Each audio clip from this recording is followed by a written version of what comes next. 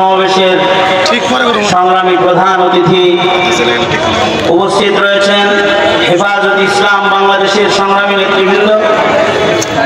মুরব্বীদের উপস্থিতিতে হেফাজতের আজকের এই গণসমাবেশ হেফাজতের অধিকার, হেফাজতের কথা বলবার জন্যে, হেফাজতে ইসলামের ডাক আপনাদের কানে পৌঁছে দেবার জন্যে হেফাজতে ইসলাম বাংলাদেশের সিঙ্গারের গ্রামের মেহনতের একটি আয়োজন। আজকে হেফাজতে ইসলামের কোন সমাবেশ সিঙ্গার হবে তো দূরের কথা, হেফাজতে ইসলামের সাধারণ একজন নেতাকে, সাধারণ একজন কর্মীকে ওয়াজ করতেও বাধা দিয়েছে এই সিঙ্গারের মাটিতে ঢুকতে দেয়।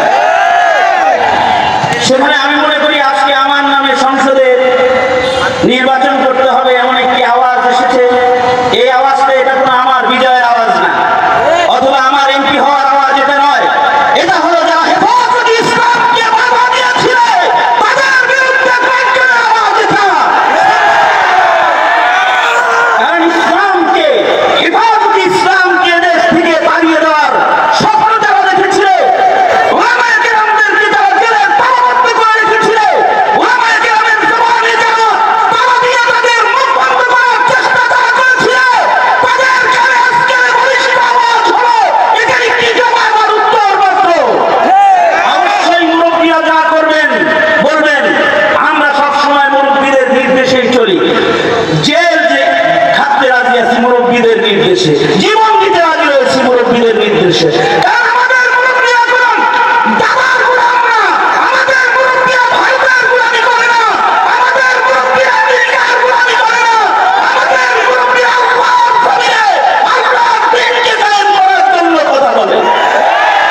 সুতরাং আমার সিঙ্গারের মাটিও মানুষ যারা শাহাদাত বরণ করে হেফাজতের আন্দোলনে অংশগ্রহণ করেছে, যারা ঘাম ঝরে হেফাজতকে সামনে বাড়িয়ে দেওয়ার জন্য সংগ্রাম করে আজকে এই জায়গায় গণজমায়েত হয়েছে, তাদেরকে বলবো আমাদের মুরব্বীদেরকে শুধু আমরা এটা বলতে চাই, হেফাজতে ইসলামের যে কোনো কর্মসূচি দেশের স্বার্থে, বৈষম্য দূরীকরণের স্বার্থে, ইসলামের স্বার্থে, দ্বীনের জন্য, নবীর ইজ্জত রক্ষার জন্য আপনারা যখন যেভাবে ডাকবেন, ঢাকার সবচেয়ে পাশের এলাকা থেকে আমরা সর্বোচ্চ কুরবানি দিতে প্রস্তুত রয়েছি ইনশাআল্লাহ। এই সিঙ্গারের মাটিতে আপনারা উলামায়ে কেরামের সাথে থাকবেন, এদেশের উলামায়ে কেরামও আপনাদের সাথে থাকবেন ইনশাআল্লাহ। উলামায়ে কেরামের দ্বারা কোনো জুলুম হবে না, অত্যাচার হবে না, এই আশাবাদ ব্যক্ত করেই আমি আপনাদের কাছ থেকে আমার সভাপতির বক্তব্য শেষ করে প্রধান অতিথিকে আমন্ত্রণ জানাতে চাই, যাকে এক নজর দেখার জন্য বাংলাদেশের সর্বত্র ভিড় হয়।